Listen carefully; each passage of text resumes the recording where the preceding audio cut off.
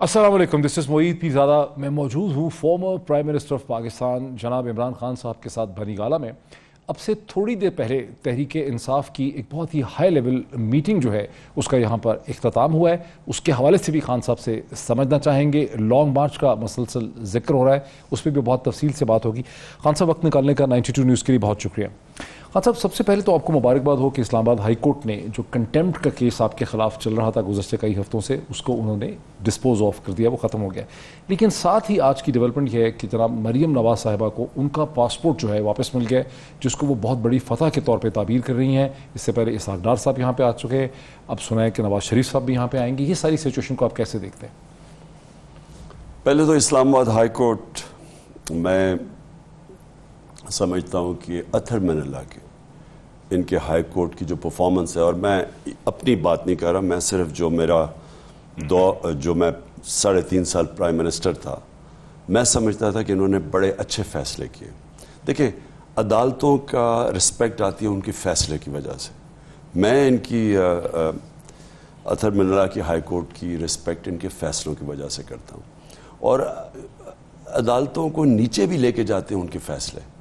और वो जो ये फैसला है इनका मरियम का, अब इसमें अदालत का कितना हाथ है मैं जानता नहीं हूँ, लेकिन मुझे इतना पता है कि प्रोसिक्यूशन साथ मिल गई थी, और साथ इन्होंने कानून ऐसे बना दिए हैं कि आज अपने आप को बचाने के लिए, इस करप्शन के टोले ने अपने आप को बचाने के लिए जो NRO लिया है, जो इन्होंने अमेंडमेंट्स किए हैं नैब लॉ में, जो इन्होंने मुझे ब्लैकमेल किया सारा वक्त कि मैं भी इनको किसी तरह वो NRO दे दूँ, इन्होंने असल में किया क्या?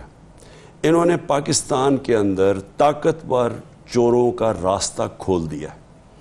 आज पाकिस्तान के जो कानून हैं वो पकड़ ही नहीं सकते।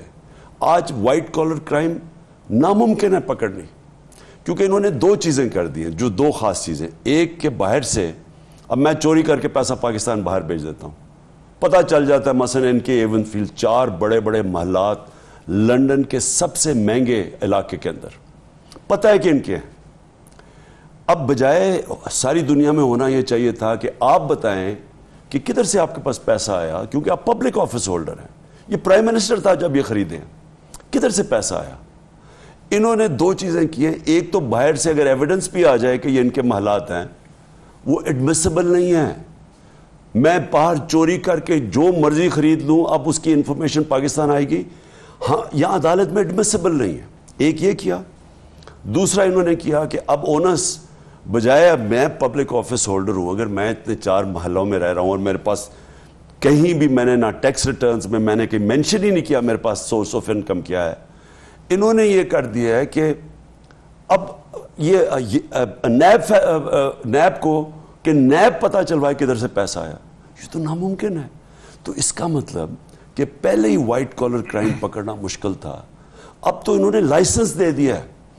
बेसिकली बड़े डाकुओं को लाइसेंस दे दिया है कि आप मुल्क से पैसा बाहर भिजवाएं चोरी करके, मनी लॉन्ड्रिंग करके, आपको कोई कानून पाकिस्तान का नहीं पकड़ सकेगा। तो मरियम को और नवाज शरीफ और इसहाक डार को बचाते बचाते, और जरदारी को, क्योंकि वो भी अब बच जाएगा, यानी जरदारी भी अब ड्राई क्लीन होगा, ये जो इन्होंने कानून बनाए हैं। मैं समझता हूं कि पाकिस्तान की तारीख में मैंने कभी इस तरह के हालात नहीं देखे जो आज है। मैंने कभी एक लोगों को लाइसेंस मिलता हुआ चोरी करने का किसी भी माशरे के अंदर ऐसे नहीं देखा जो आज पाकिस्तान में है। मैं समझता हूं कि ये पाकिस्तान के लिए एक अंग्रेजी में वर्ड है एग्जिस्टेंशियल थ्रेट।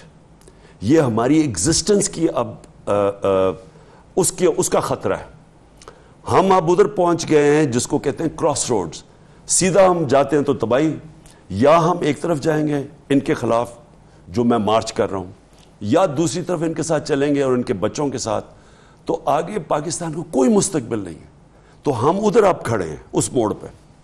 अच्छा, कुछ लोग ये समझते हैं कि पाकिस्तान में करप्शन इतनी रैम्पेंट है और इतनी डीपली पेनिट्रेटेड है कि आपने अनवाइजली करप्शन और नॉन करप्शन में एक डिवाइडिंग लाइन पैदा कर दी। यानी आपका मसला ये है कि आप सारा सिस्टम ही करप्ट है और आप उसके खिलाफ तनतनहा खड़े हो गए।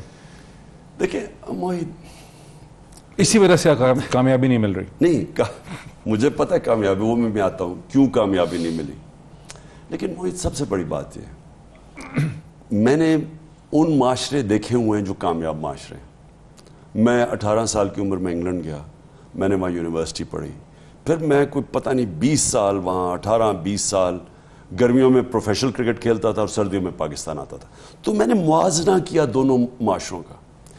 اگر آپ میرے سے پوچھیں نا کہ ایک چیز کیا ہے جو ملک کو اوپر لے کے جائے گی, ایک چیز میں کہوں گا رول آف لا, انصاف, قانون کی حکمرانی. ایک چیز جو ہوتی ہے نا, جو امیر اور غریب ملکوں کے اندر فرق ہے, وہ یہ ہے جو میں نے اپنی اسی لیے پارٹی کا نام انصاف کی تحریک رکھا تھا. مدینہ کی ریاست میں کیا کیا تھا نبی صلی اللہ علیہ وسلم نے؟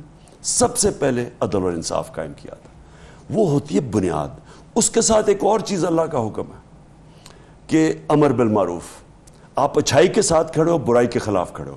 ایک معاشرے کو حکم دیا ہوا ہے کہ اگر آپ اپنے آپ کو بچانا ہے, آپ نے اوپر آپ کی پرواز ہونی ہے, تو آپ نے برائی کے خلاف جہاد کرنی ہے اور اچھائی کے ساتھ کھڑا ہونا ہے. جب معاشرے کے اندر اچھے اور برے کی تمیز ختم ہوتی ہے, وہ مر جاتا ہے معاشرہ.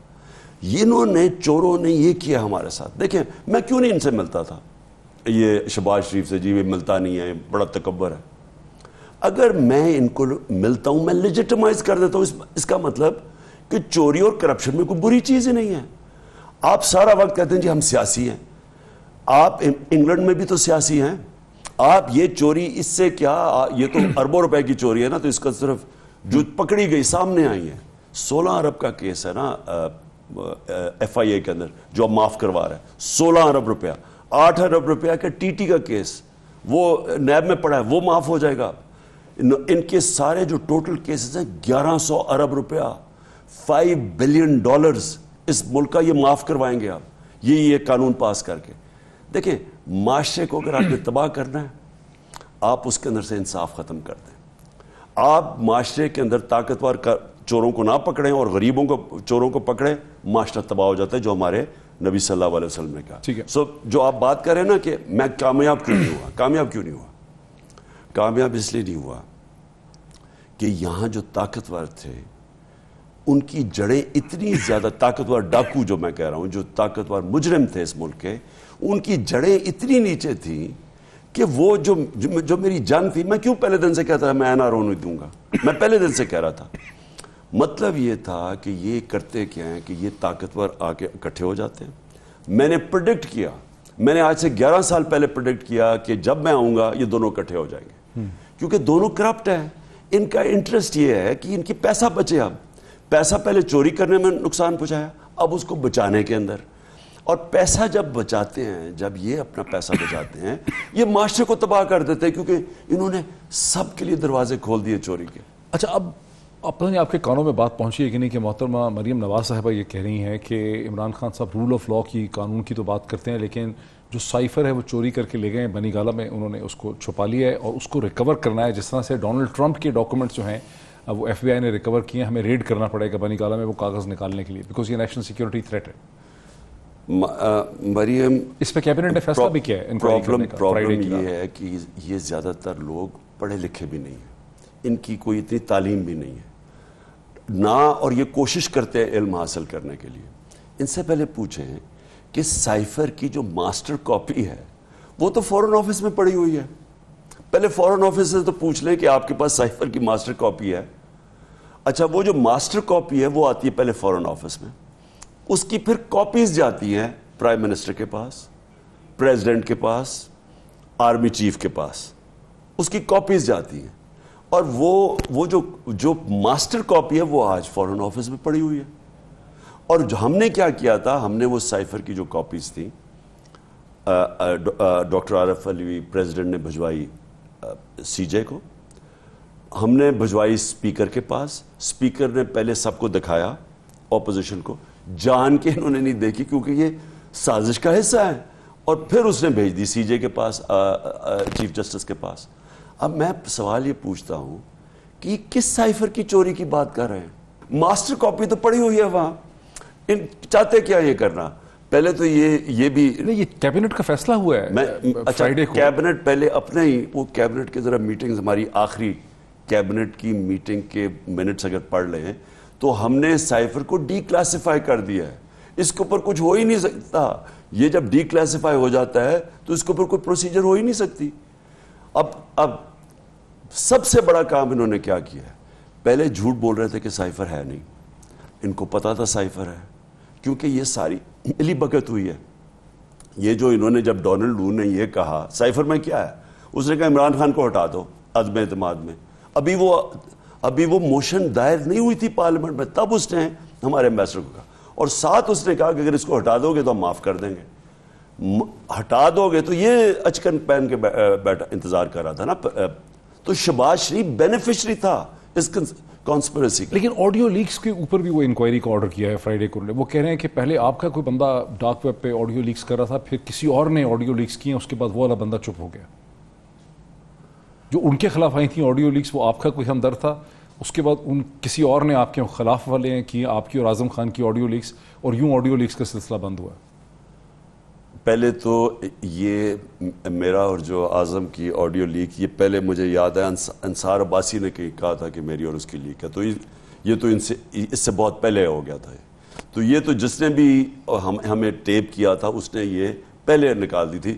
جس میں ایک اور بھی کوئی آڈیو لیک ہے میرے گھر سے، میرے سیکیورڈ لائن سے بشرا بیگم کال کر رہی ہیں کسی کو، وہ بھی لیک کی گئی تھی. تو وہ آپ کو شک ہے کہ یہ پریزنٹ گورنمنٹ نے کیا ہے؟ وہ جس نے بھی کیا ہے، پہلے تو ٹیپ کیا کس نے. دیکھیں نا، اس کے بیچ میں ایک بہت اہم چیز چھپ گئی ہے. پرائم منسٹر کی سیکیور لائن کی ٹیپس بنائی گئی اور لیک کی گئی. اب یہ تو چلیں، یہ ہے نا پوائنٹ سکورنگ ہے. مجھے یہ بتائیں کہ پرائم منسٹر کتنی اور باتیں کرتا ہے جو اسٹیٹ سیکرٹس ہیں، یعنی ملک کی بڑی اہم باتیں. اب یہ سوچ لیں کہ یہ ساری باتیں نکل کے چلی گئی ہیں ہمارے دشمنوں کے پاس، آڈیو لیکس تھا، اب ان کے پاس بھی چلے جائیں گے. یہ اتنا بڑا سیکیورٹی بریچ ہے. اچھا، میں نے پی ایم ایل این کی ایک پرائم منسٹر شہباز شریف صاحب کے کیبنٹ کے میں نے پوچھا کہ کیا مسئلہ کیا ہے، کیوں اتنا آپ شور مچا رہے ہیں سائفر کے کاغذ کے گم جانے. وہ کہتے ہیں کہ یہ ایک امپورٹنٹ ڈاکومنٹ ہے اور یہ کسی غلط ہاتھ میں اگر چلا جائے گا تو یہ ایک نیشنل سیکیورٹی ہیزرڈ ہے، اس لیے ہم کہہ رہے ہیں. جو کاپی آپ کی گم گئی ہے، وہ کہہ رہے ہیں گمنی نہیں چاہیے تھی. نہیں، دیکھیں، پوچھنا سب سے پہلے تو ان سے پوچھنا یہ چاہیے کہ یہ جو آڈیو لیکس ابھی نکلی ہیں، یہ تو نکلی ہیں جو اب ان کی، یہ تو ان کے ہوتے ہوئے پرائم منسٹر نکلی ہے نا. صحیح ہے. ان سے پوچھیں کہ یہ کتنی بڑی سیکیورٹی بریچ ہے کہ ملک کی پرائم منسٹر کی سیکیور لائن سے یہ جب ٹیپس نکلی ہیں تو یہ دشمنوں تک بھی پہنچ جائیں گی. صحیح ہے. اب پوائنٹ یہ ہے کہ اس میں اور کتنی چیزیں ہوں گی جو یہاں ڈومیسٹک پالیٹکس کے لیے نہ امپورٹنٹ ہو، لیکن ہمارے مخالف کے لیے تو بڑی اس میں ایسی چیزیں ہوں گی جو اسٹیٹ سیکرٹس ہیں. تو اس سے اگلا سوال یہ ہے کہ ہماری سیکیورٹی، جو ہماری سیکیورٹی ایجنسیز ہیں، کیا ان کو آج ان کو کسی کو تو پوچھنا ہوگا کہ کیا اتنا بڑا سیکیورٹی بریچ ہوا ہے، پرائم منسٹر کے آفس کی سیکیور لائن کی بریچ ہوئی ہے، کون ذمہ دار ہے اس کا؟ ایک انکوائری کمیٹی بٹھائی ہے انہوں نے، اس کا کچھ پتہ نہیں ہے اس کا. چلیں اس پہ اب جو نہیں، اور بائی دا وے ہماری انٹیلیجنس ایجنسیز کو اپنا بھی سوچنا چاہیے کہ آپ کیا کر رہے ہیں. دھمکیاں دلوا رہے ہیں لوگوں کو، کوئی سوشل میڈیا کو کہ تم یہ نہ کرو، میڈیا کے پیچھے ادھر ادھر کر رہے ہیں. اور کیا یہ آپ کا اصل کام تو یہ نہیں ہے؟ پولیٹیکل انجینئرنگ تو آپ کا کام نہیں ہے. آپ کا تو کام ہے ملک کو سیکیور کرو. تو اس سے بڑا دیکھیں، پھر سے ہم کیوں نہیں سمجھتے کہ یہ ہمارے ملک کی سیکیورٹی کے لیے یہ بہت ہی سیریس لیپس ہے. یہ جو اب مسلسل کئی دنوں سے بلکہ ہفتوں سے آپ کہہ رہے ہیں لانگ مارچ، ہم لانگ مارچ کریں گے. ابھی جو ٹیکسلا میں آپ نے ایک جلسے سے خطاب کیا، اس میں پھر آپ نے لانگ مارچ کا ذکر کیا. آپ نے ٹی وی اینکرز کے ساتھ ملاقات کی، اس میں بھی لانگ مارچ کا ذکر کیا. ایک تو کسی کو یہ کلیئر نہیں ہے کہ کیا یہ لانگ مارچ ایک لینئر مارچ ہے یا یہ ایک ملٹی ڈائمینشنل فینومینا ہے پولیٹیکل موومنٹ کا. سیکنڈلی، اسی حوالے سے غالباً اب سے تھوڑی دیر پہلے، 1-2 گھنٹے پہلے، آپ کی ایک میٹنگ بھی ہوئی ہے چند لوگوں کے ساتھ پی ٹی آئی کی، یہیں بنی گالہ میں، اور اس میں بھی لانگ مارچ کے حوالے سے بات ہوئی. اس میں آپ ہمیں بتا سکتے ہیں کہ کیا ایک حکمت عملی یا اسٹریٹجی سامنے آ رہی ہے؟ دیکھیں موہن، جو یہ مارچ ہے، اسلام آباد مارچ حقیقی آزادی کے لیے، یہ ہماری حقیقی آزادی کی تحریک کا حصہ ہے. تحریک تو چلتی رہ رہی ہے جب تک حقیقی آزادی نہ ملے. یہ اس کا ایک حصہ ہے. پہلے تو میں یہ کلیئر کر دوں، کیونکہ اور بھی ہمارے ایونٹس پلانڈ ہیں. جب تک ہم یہ ادھر تک نہیں پہنچ جاتے تو ہمارے اور بھی ایونٹس ہیں اس کے بعد. یہ اس کا ایک ایونٹ ہے.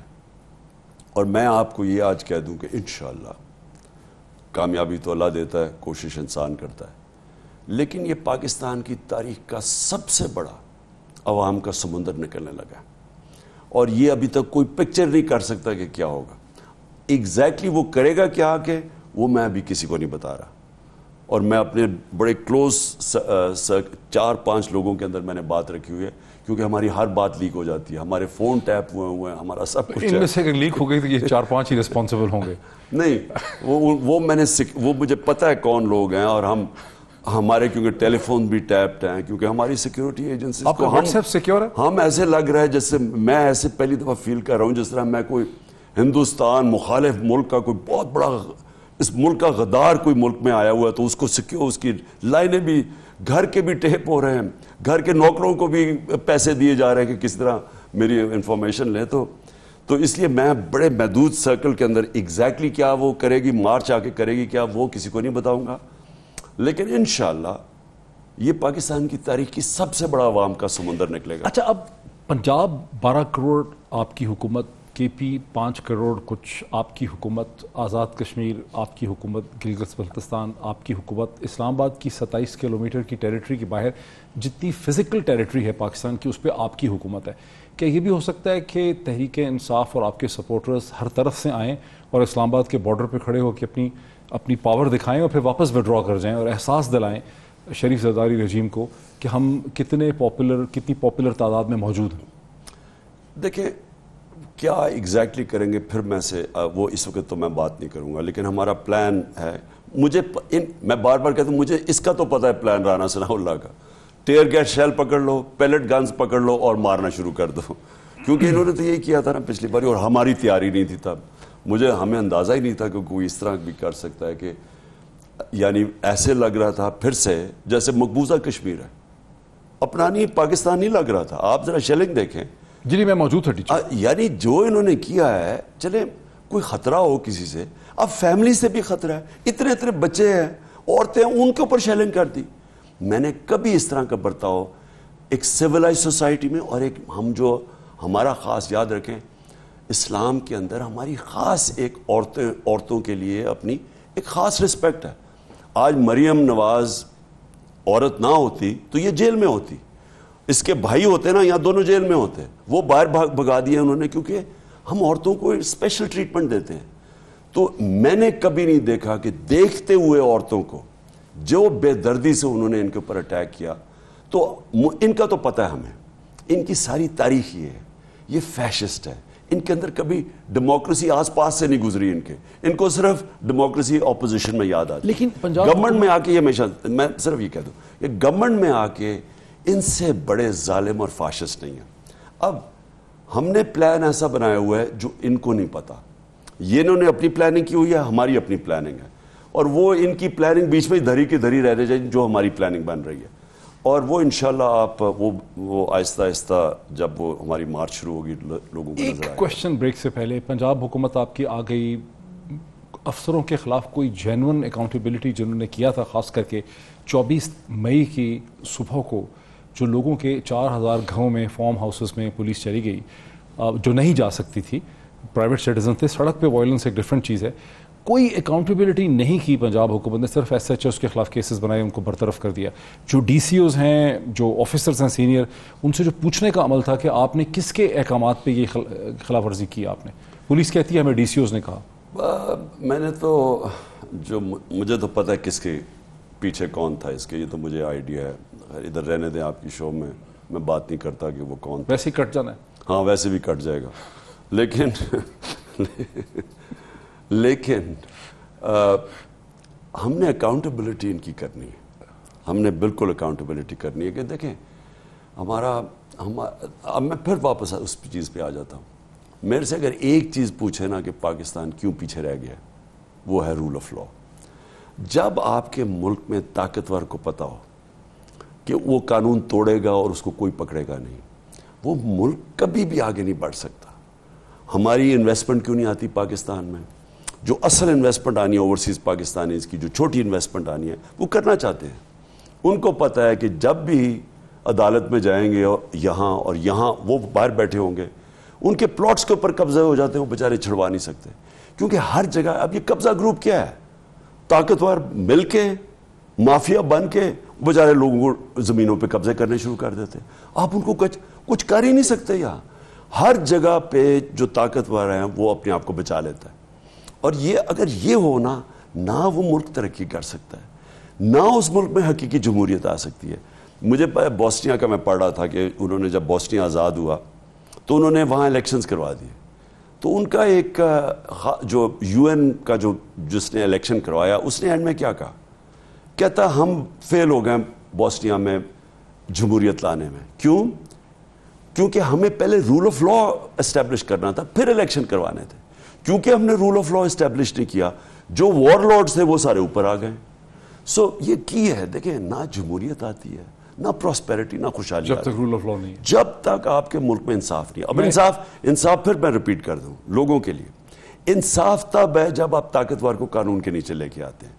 اور جب تک طاقتور اپنے آپ کو اوپر سمجھے, وہ ملک کے اندر کبھی بھی ہمیشہ غربت کیوں بڑھتی رہے گی, کیونکہ وہ جو طاقتور ہے وہ سارے ریسورسز کھینچ جاتا ہے ملک کے, وہ اپنے پاس لے لیتا ہے, غریب رہ جاتا ہے. ایک بریک میں لے لوں ناظرین, ایک بریک لیتے ہیں, بریک کے بعد اسی پوائنٹ سے ڈسکشن کو آگے بڑھاتے ہیں آفٹر دا بریک.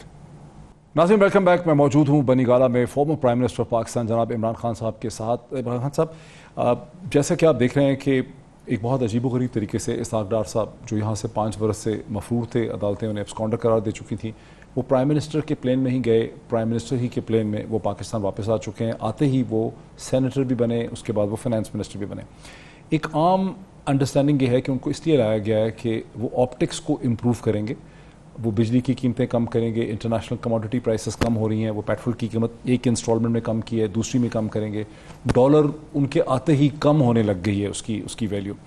اور اس کے بعد آپ کا جو سارا آرگومنٹ تھا کہ الیکشن اس لیے ہونے چاہیے کہ پاکستان کی اکانومی برے حالات میں, اس آرگومنٹ کو ختم کرنے کی کوشش کی جا رہی ہے. بیکاز آپ نے جلسے آفٹر جلسہ یہ کہا ہے کہ مجھے خود اتنی پریشانی نہیں ہے, میری پاپولیرٹی میں اضافہ ہو رہا ہے, لیکن پاکستان کی معیشت جو ہے وہ افورڈ نہیں کرتی. تو وہ پاکستان کی معیشت کو ٹھیک کرنے کے لیے آئے اور آپ کا بیانیہ کمزور کرنے کے لیے آئے. دیکھیں موہت, پہلے تو صرف اسحاق ڈار, مریم, نواز شریف, ان 3 کے اوپر میں بات کرتا ہوں, کیونکہ ایک تو جو این آر او ہے وہ جس طرح میں نے شروع میں کہا سارے ہی اب بچ گئے. انہوں نے قانون ہی ایسے بنا دیے ہیں جو میرے پہ سارا پریشر تھا. جب فیٹف کا بل پاس ہونے لگا تو میرے اوپر انہوں نے پورا پریشر ڈالا کہ ان کو این آر او دے دو, نیب کے یہی امینڈمنٹس کر دو. ان ایگزیکٹلی یہی امینڈمنٹس مانگتے تھے, تقریباً یہی تھی. 38 شکوں میں سے 34 امینڈمنٹس تھی. بیسکلی ہر امینڈمنٹ میں ان میں سے کوئی نہ کوئی بچ جاتا ہے. یعنی آپ اگر دیکھیں نا تو ٹیلر میڈ امینڈمنٹس ہیں. ہم نے سپریم کورٹ میں کیس بھی کیا اور میں امید رکھتا ہوں کہ سپریم کورٹ میں کیس سنا جائے گا, بیکاز پاکستان کا جسٹس سسٹم تباہ ہو جائے گا اگر انہوں نے یہ نیب میں امینڈمنٹس چلنے دیں. میرے خیال میں پاکستان کے اندر آپ لائسنس دے رہے ہیں وائٹ کالر کرائم کو. طاقتور یہاں چوری کرے گا, اس کے پاس پیسہ باہر بھیجنے کو ہوگا, آپ اسے پکڑ ہی نہیں سکتے جو ہو گیا.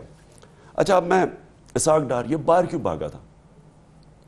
اس کے پاس 2012 میں کوئی 80-90 لاکھ روپیہ اس نے ٹوٹل اپنی ویلتھ دکھائی, اور 2017 میں جب نیب نے بلایا تو اس کا 80 کروڑ ہو گیا یا 90 کروڑ ہو گیا. 80-90 کروڑ ہو گیا. ہاں, 100 گنا زیادہ. ہاں.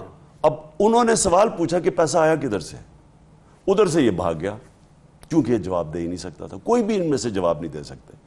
اب یہ جو ایونس فیلڈ ہے, مجھے یہ بتائیں, لنڈن کے جو سب سے مہنگے علاقے کے اندر آپ کی 4 اپارٹمنٹس ہیں, ساری دنیا کو پتہ ہے وہاں ہیں, وہاں ڈیمونسٹریشنز بھی باہر ہوتی ہیں. اب یہ کون فیصلہ, یہ کون سی دنیا میں اگر اتنی بڑی لگژری اپارٹمنٹس میں آپ رہ رہے ہیں اور آپ سے سوال پوچھیں کہ جناب آپ بتائیں پیسہ آیا کدھر سے, یہ ان سے سوال پوچھا جائے. جے آئی ٹی بیٹھی عدالت کے اندر, پتہ نہیں کتنی دیر یہ کیس چلا گیا, جے آئی ٹی بیٹھی, ایک دفعہ انہوں نے جھوٹ پہ جھوٹ بولتے گئے کہ پہلے یہ ہیں جی ذرائع, وہ اسمبلی میں کہا وہ جھوٹ نکلا, پھر قطری کھاتا ہے وہ جھوٹ. وچ ہنٹ تھا سارا. نہیں میں, اچھا تو یہ ثابت کر دینا, میرا بھی فلیٹ تھا, مجھے بھی عدالت میں لے کے گئے, انہوں نے میرے سے پوچھا, جج نے پوچھا, حالانکہ میں تو پبلک آفس ہولڈر نہیں تھا, یہ تو پرائم منسٹر تھا جب اپارٹمنٹس خریدی ہیں. میں تو کرکٹر تھا انٹرنیشنل, میں تو پاکستان کا ٹیکس ریزیڈنٹ ہی نہیں تھا, کیونکہ 6 مہینے میں انگلینڈ میں کھیلتا تھا کرکٹ, پروفیشنل کاؤنٹی کرکٹ کھیلتا تھا, اور باقی پاکستان کے لیے ٹور کرتا. میرے تو 6 مہینے ہی پاکستان پورے نہیں ہوتے تھے, تو میں تو ٹیکس ریزیڈنٹ نہیں. اس کے باوجود ایک سوال کا میں نے جواب دیا, اور میں نے بتایا کہ میرے پاس کدھر سے پیسے. 40 سال پرانا کانٹریکٹ دکھایا عدالت کو, جو وہ ورلڈ سیریز ہی ختم ہو گئی تھی, اس کا کانٹریکٹ دکھایا کہ کدھر سے پیسہ آیا مجھے, کیسے میں نے اپارٹمنٹ خریدی. ان کو پرائم منسٹر ہوتے ہوئے, اچھا میں پاکستان پیسہ لے کے آ رہا ہوں, وہ بیچ کے پیسہ پاکستان لے کے آ رہا ہوں, منی ٹریل دکھا رہا ہوں عدالت کو. انہوں نے یہاں سے پیسہ وہاں باہر لے کے گئے, وہاں تو ان کی بزنس ہی نہیں تھی. ابھی تک یہ نہیں بتا سکے کہ پیسہ آیا کدھر سے. کبھی کہتے ہیں جی وہ نانا کا اور وہ قطری کا, اس کا باپ تھا, وہ دونوں مر گئے ہیں. میاں شریف صاحب وہ کہتے ہیں انہوں نے خریدے ہوں گے. ہاں وہ کہتی ہے اچھا تو میاں شریف کے ٹیکس ریٹرن میں ان کے دیکھ لیں انہوں نے کتنا ٹیکس دیا ہے. تو یہ کہیں بھی یہ بتا نہیں سکتے کہ پیسہ کدھر سے آیا. اب جب آپ نہیں بتا سکتے تو اصولاً تو اس کے اوپر آپ کو یہی سزا ہو جانی چاہیے, کیونکہ مجھے تصور کریں کہ کسی بھی ملک کا پرائم منسٹر, ڈیموکریسیز کی بات کر رہا ہوں, وہ اپنے ملک سے باہر اربوں روپے کی پراپرٹیز لے لیتا ہے اور اس کے بتا نہیں سکتا, اس کے پاس کوئی لیگل طریقہ نہیں وہ خریدنے کا. کیا اس کو آپ کہیں گے جی, عدالت کہیں گے جی آپ ثابت کریں, اور کیونکہ نہیں کر سکتے, کیونکہ آپ کر ہی نہیں سکتے ثابت. میں اگر آف شور کمپنی کے ذریعے باہر چیزیں خرید لوں, آپ ثابت ہی نہیں کر سکتے, کوئی طریقہ ہی نہیں ہے.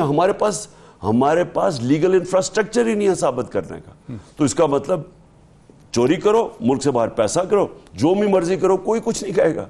میں یہ کہہ رہا ہوں کہ دار جو واپس آ گیا, وہ اتنا ڈرپوک آدمی ہے, یہ اس کو جب تک گارنٹی نہ ملی ہو یہ آ ہی نہیں سکتا تھا واپس. تو پھر گارنٹی کس نے دی؟ آپ سوچ لیں کس نے دی ہے, کون گارنٹرز ہو سکتے ہیں جس کی وجہ سے, کیونکہ وہ اتنا ڈرپوک آدمی ہے, جب تک کوئی بڑی طاقتور گارنٹی نہیں ملی وہ آ ہی نہیں سکتا. اسیومنگ کہ گارنٹیز مل گئی ہیں کہ ان کو کچھ نہیں ہوگا, گارنٹیز مل رہی ہیں, نواز شریف صاحب نے بھی واپس آنا ہے, انہوں نے بھی کیمپین رن کرنی ہے, ڈار صاحب آپٹکس امپروو کر دیں گے اکانومی کے, تو آپ کی تو سارا جو آرگومنٹ ختم ہو جائے گا کہ اکانومی مشکل. اچھا میں آپ دونوں چیزوں پہ آتا ہوں. دیکھیے اس میں ہمارے 2 پہلو ہیں اس کے لیے. ایک تو اکانومی انہوں نے آگے ادھر پہنچا دی ہے. مجھے خوف ہے معید کہ یہ اکانومی ریکور کرے گی بھی یا نہیں کرے گی. اب مجھے تو ڈر لگا ہوا ہے آج, اور مجھے نہیں, کوئی بھی اکانومسٹ ہو پاکستان میں. یہ ڈر کیوں لگا ہوا ہے آپ کو؟ میں آپ کو بتاتا ہوں, کیونکہ یہ اکانومی اب تیزی سے نیچے جا رہی ہے. وہ کیوں جا رہی ہے؟ یہ روپیہ ادھر ادھر کرنا. اب مجھے بتائیں کہ ڈالر اگر آپ کا کم ہونا, یعنی آپ کے روپے کی ویلیو اوپر جائے گی, تو کیوں جائے گی؟ کیونکہ ڈالر اندر آ رہے ہوں گے ملک کے, تب ہی جائے گا نا. ہمارے کیوں ڈالر اوپر جا رہا ہے اور روپیہ گر رہا ہے؟ کیونکہ ہمارے پاس ڈالر کم ہی ہے. تو اگر ڈالرز آئیں گے تو روپیہ کے اوپر جانا چاہیے نا. یہ باہر سے آیا, یہ ہو سکتا ہے کہ کوئی ایسی کمٹمنٹ بھی انٹرنیشنل ان کے ساتھ ہوں. وہ کامن سینس ہے نا. میں سمپل میں لوگوں کو بتا رہا ہوں کہ سپلائی اینڈ ڈیمانڈ ہے. روپیہ تب گرتا ہے جب ڈالر کم ہو جاتے ہیں. اگر ڈالر زیادہ آئیں گے روپیہ تکڑا ہو جائے گا. روپیہ اپریشیٹ کر رہا ہے تقریباً 15-16. اب یہ میں آپ کو یہی سمجھا رہا ہوں کہ اس میں کوئی لاجک تو نہیں نظر آ رہی. کوئی پاکستان میں ایکسپورٹس تو نہیں بڑھ گئی, پاکستان میں ریمیٹنس تو پیسے زیادہ نہیں بڑھی, پاکستان کے قرضے بڑھ گئے ہیں.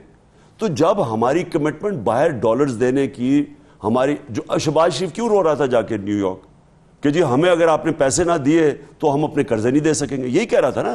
وہ جو بلومبرگ میں انٹرویو دے رہا تھا وہ کہہ رہا تھا خدا کے واسطے ہماری مدد کرو, ہمارے پاس اپنے قرضے واپس کرنے کے لیے پیسے نہیں ہیں.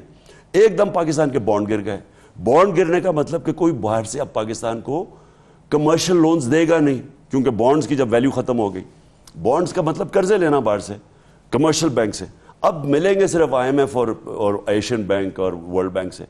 تو وہ ہیں وہ تو جنہوں نے قرضہ دے دیا, IMF کا تو ٹرانچ آ گئی ہے, اس کے باوجود ریزروز بھی گر رہے ہیں. آج ایکسپورٹس بھی کم, آج آپ کی ریمیٹنس بھی آہستہ آہستہ کم ہو رہی ہے, کیونکہ فاصلہ ہو گیا مارکیٹ کے اندر اور آفیشل ریٹ کے اندر ڈالر کی. تو مجھے بتائیں کہ کوئی لاجک تو نہیں ہوئی, تو اس کا مطلب گیمکس چل رہی ہیں. اگر آپ کا روپیہ آج اپریشیٹ بھی کر رہا ہے تو اس کے پیچھے کوئی اکنامک ریزنز تو نہیں ہے. یہ دار جو ہے یہ ہمیشہ فنگر فجنگ اس کی ہے کہ یہ جعلی فگرز اوپر نیچے. اب انفلیشن نیچے دکھا دیا. آپ کو پتہ ہے انفلیشن نیچے دکھائی کیسے ہے کہ 75% بجلی کی قیمت کم ہو گئی ہے. اب قوم سے پوچھیں کہ کیا بجلی کی قیمت 75% بجلی کی قیمت کم ہو گئی ہے. نہیں لیکن بہت سی اور بھی چیزیں جو ہیں ان کی بھی لاجک کوئی نہیں ہے. جو لیگل جس طرح سے کیسز ختم ہوئے اس کی بھی کوئی لاجک نہیں ہے.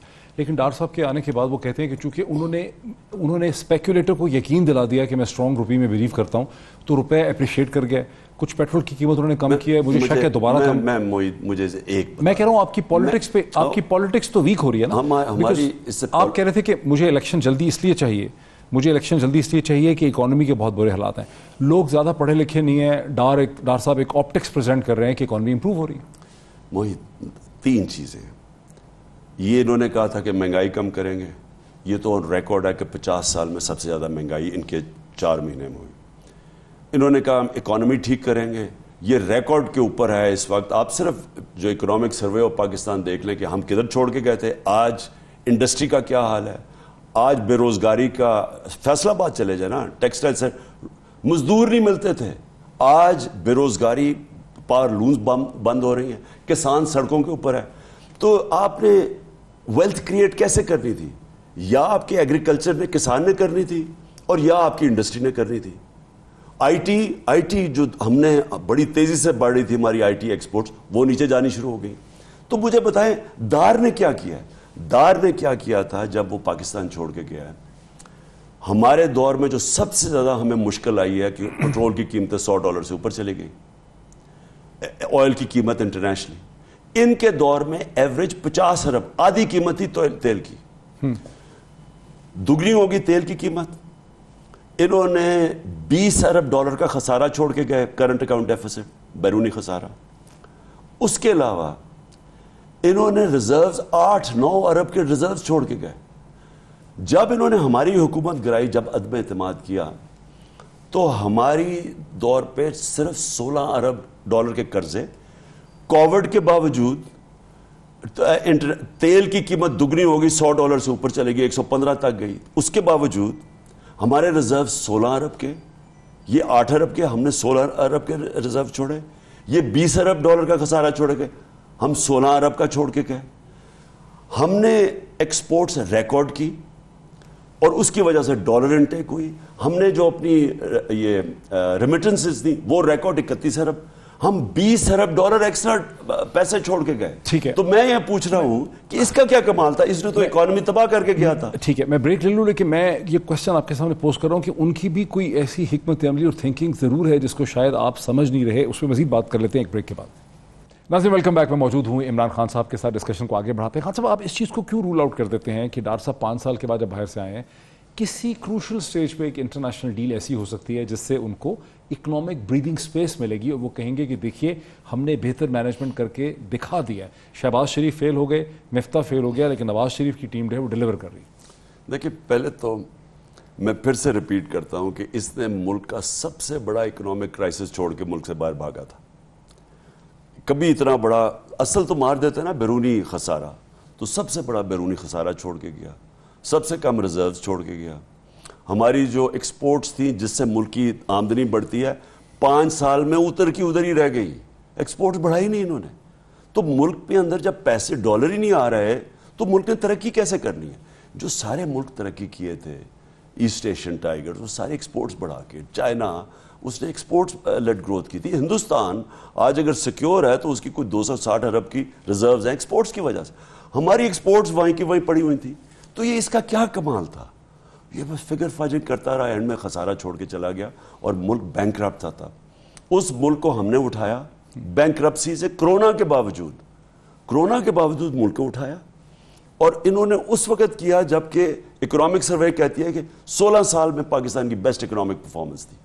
اب یہ پھر واپس آ گیا.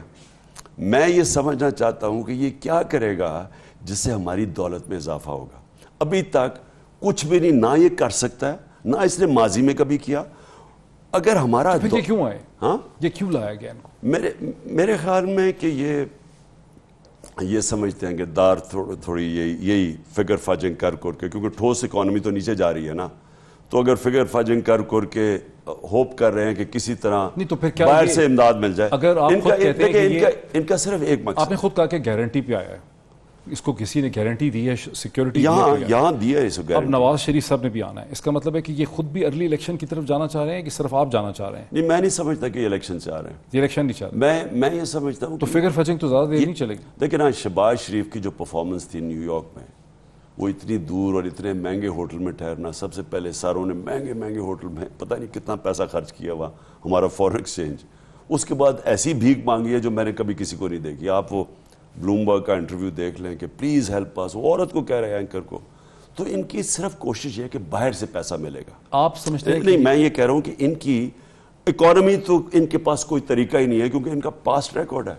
اب ایک یہ ہوپ کر رہے ہیں کہ باہر سے کوئی, وہ کہہ رہے ہیں 32 بلین ڈالرز ہم نے سیکیور کیے ہوئے ہیں. وہ کہہ رہے ہیں ہمیں گارنٹیز ہیں کہ 32 بلین ڈالرز کا انفلو ہوگا 30 جون 2023 تک. دیکھیں نا, وہ کدھر سے ہوگا؟ Friendly countries, international monetary agencies and bond floating. دیکھیں, اس کا مطلب کہ قرضے ہی لیں گے نا. قرضے لیں گے نا. میں یہ کہہ رہا ہوں کہ قرضے تو انہوں نے پہلے بھی لے لیے تھے. اگر ملک کے اندر آپ کی دولت میں اضافہ نہیں ہو رہا تو قرضے کے پیسے واپس کیسے کرنے ہیں؟ تو اس سے ایک اور بات جاتی ہے کہ وہ جب آپ ہمارے بانڈز ہی نیچے چلے گئے ہیں, لوگ سمجھ رہے ہیں کہ ہمارے میں اب قرضے واپس کرنے کی طاقت ہی چلی گئی ہے. اگر وہ لوگ یہ باہر کے یہ سمجھ رہے ہیں تو سوال یہ پیدا ہوتا ہے کہ یہ کس چیز کے اوپر اب یہ لوگ پیسے کیوں دے رہے ہیں ان کو؟ آپ کو پتا ہے کہ ان کا ایک سینگ ہے, there is no free lunch. ٹھیک ہے, ہر چیز کی قیمت ہے. میرا پوائنٹ یہ ہے کہ یہ کیا وعدہ کر کے آئے کہ ہم کون سی قیمت ادا کریں گے. کسی چیز پہ یہ کمپرومائز کریں گے مزید پیسہ لینے کے لیے. لیکن دو کروشل کوشچن تھے لانگ مارچ کو جو آپ نے بتایا. دوسری چیز ہے کہ کچھ دن پہلے ایک ٹی وی پروگرام میں آپ نے اندیا دیا کہ نئی حکومت کو الیکشن کے بعد آرمی چیف کی امپورٹنٹ کرنی چاہیے بیکاز امپورٹنٹ اسائنمنٹ ہے, بہت امپورٹنٹ اور سینسٹیو پوزیشن ہے. اس سے مطلب پھر یہ نکلا کہ آپ نے اگلے دن ایکسپلینیشن دی کہ میں ایکسٹینشن کی بات نہیں کر رہا, میں کچھ مہینوں کی بات کر رہا ہوں. اس سے پھر یہ مطلب نکلتا ہے کہ آپ ایکسپیکٹ کرتے ہیں کہ الیکشن فروری مارچ میں ہو سکتے ہیں. آر یو شیور کہ الیکشن ہو سکتے ہیں؟ Are you confident? آپ نے کہا یہ نہیں چاہتے. میں بالکل کانفیڈنٹ نہیں ہوں, کیونکہ یہ دیکھیں, یہ ڈرے ہوئے ہیں الیکشن سے. یہ ڈرے ہوئے اس لیے ہیں کہ ان کو پتہ ہے کہ اس وقت جدھر ہمارا گراف ہے ماشاءاللہ تحریک انصاف کا, ان کو پتہ ہے کہ انہوں نے ہار جانا ہے الیکشن. خاص طور پہ جو پنجاب میں election commissioner, chief election commissioner نے پوری ان کی مدد کی, دھاندلی کروائی, ساری مشینری انہوں نے استعمال کی, اس کے باوجود ہار گئے. اب یہ ڈرے ہوئے ہیں اور ان کا گراف مزید اور نیچے جا رہا ہے. یہ جو این آر او سے لوگوں میں جو مایوسی آئی ہے, تو انہوں نے جیتنا تو ہے نہیں, انہوں نے کھینچنا ہے. دار سے گمکس کروائیں گے, یہ ونڈو ڈریسنگ, یہ جو فگر فجنگ, ابھی جو انفلیشن کے فگرز دیے ہیں اس سے یہ کروا کے, اور یہ امید رکھ رہے ہیں کہ کوئی پیسہ دے گا ان کو باہر سے. اب جو بھی باہر سے پیسہ دے گا کس کنڈیشنز پہ دے گا؟ کیا وہ پاکستان کی سیکیورٹی کمپرومائز ہوگی؟ میرے خیال میں کہ اور ہمارے پاس کیا ہے دینے کے لیے. لہٰذا مجھے اس لیے چاہتا ہوں کہ جلدی سے جلدی الیکشن ہو تاکہ یہ ملک میں پولیٹیکل سٹیبلٹی آئے. ایک منٹ میں کلیئر کر دوں, اکانومی تو تب ٹھیک ہوگی جب پولیٹیکل سٹیبلٹی آئے. اس وقت اکانومی ٹھیک ہو ہی نہیں سکتی کیونکہ سیاسی طور پہ استحکام ہے ہی نہیں, کیونکہ لوگوں کسی کو بھی نہیں پتا, ان کو بھی نہیں پتا کہ ابھی کتنی دیر چلے گا. You make perfect sense to me, باقی بھی لوگ سن رہے ہیں. لیکن 17 جولائی کے پنجاب کے الیکشن سے پورا سسٹم اتنا ڈر گیا ہے, مطلب نظر آتا ہے سہم گیا پورا سسٹم کہ الیکشن پہ نہیں آنا چاہتے. اب ای وی ایم ختم, اوورسیز ووٹ ختم, اور بھی ظاہر چیزیں کرنی ہیں, الیکشن کمشنر جو ہیں آپ کہتے ہیں, تو آپ کو یہ توقع کیوں ہے کہ الیکشن کو بڑا فیئر ہوگا؟ مجھے کوئی اس الیکشن کمشنر کے ہوتے ہوئے آپ سوچے بھی نہ کہ الیکشن فیئر ہو سکتا ہے. اس نے ابھی تک جو کی, میں نے کبھی کسی الیکشن کمشنر کو وہ حرکتیں نہیں کرتے دیکھی جو اس نے کی. یعنی اس طرح اس نے, یعنی یہ ایسا لگتا ہے کہ جس طرح کوئی نون لیگ کا جیالہ بیٹھا ہوا ہے اور ہمارا دشمن بیٹھا ہوا ہے. 8 دفعہ ہم الیکشن کمیشن کے پاس گئے موید, 8 دفعہ انہوں نے ہماری ریجیکٹ کی جو بھی ہم پلی لے کے گئے. 8 دفعہ ہم عدالت میں گئے جنہوں نے اوور ٹرن کی, یعنی اس نے غلط ہمیں ریجیکٹ کیا. اس کے بعد اس کے علاوہ جو ای وی ایم مشینز پہ اس نے اس قوم کے اوپر جو ظلم کیا ہے, ای وی ایم مشینز 90% دھاندلی ختم ہو جاتی ہے. اس نے اس کو روک دیا حالانکہ اس کا کام ہی نہیں تھا. دیکھیں اگر الیکشن کمشنر کو بھی چینج کرنا ہے تو آپ کو اسمبلی میں جانا پڑے گا. سپریم کورٹ نے ایک طرح سے آپ کو آفر دی آلو برانچ کا, آپ واپس چلے جائیں اسمبلی میں. آپ کیسے الیکٹ کریں گے نیا الیکشن کمشنر, کیسے بنائیں گے جب تک اسمبلی میں نہیں جائیں گے؟ دیکھیں ہم تو اس کے اوپر پوری طرح اس کے اب آ بھی گیا نا, وہ اس کی وہ جو آڈیو لیکس کے اندر آئی گیا کہ وہ رانا ثناء اللہ اس کو بتا رہا ہے کہ جناب آپ نے اس دن کروانا ہے. وہ یہ جو 8 بائی الیکشنز تھے اور چن کے گورنمنٹ بتا رہی ہے الیکشن کمیشن کے حلقوں میں کرنا ہے. کیسے اپوائنٹ ہوگا جب تک آپ اسمبلیوں میں نہیں جائیں گے؟ دیکھیں ہم نے تو پبلک پریشر ڈالیں گے اس کے اوپر کہ اس کی کوئی کریڈیبلٹی نہیں ہے, نہ اس کو کوئی ٹرسٹ کرتا ہے. یہ چلا بھی جائے تو نیا تو الیکٹ کرنا ہوگا, نیا کیسے سلیکٹ ہوگا؟ میں کہتا ہوں کوئی بھی آئے اس سے تو بہتر ہوگا, کیونکہ اس سے زیادہ میں نے کسی کو دیکھا. حکومت اور اپوزیشن کو آپس میں مل کے بیٹھنا ہے. وہ جب سٹیج آئے گی, اگر الیکشن اناؤنس ہو جاتے ہیں تو تب تو بیٹھ کے رولز آف دا گیم ہم کر سکتے ہیں طے, لیکن ابھی تو الیکشنز کے قریب ہی نہیں آ رہے. وہ کسی چیز کی اس وقت اس کا مطلب سرٹینٹی نہیں ہے. نہیں, کوئی سرٹنٹی نہیں ہے کسی چیز کی سرٹینٹی. بہت شکریہ عمران خان صاحب, پاکستان کے فارمر پرائم منسٹر. بہت ہی کینڈڈ ڈسکشن آپ نے دیکھی. فیصلہ آپ کا. آج اتنا ہی. Thank you.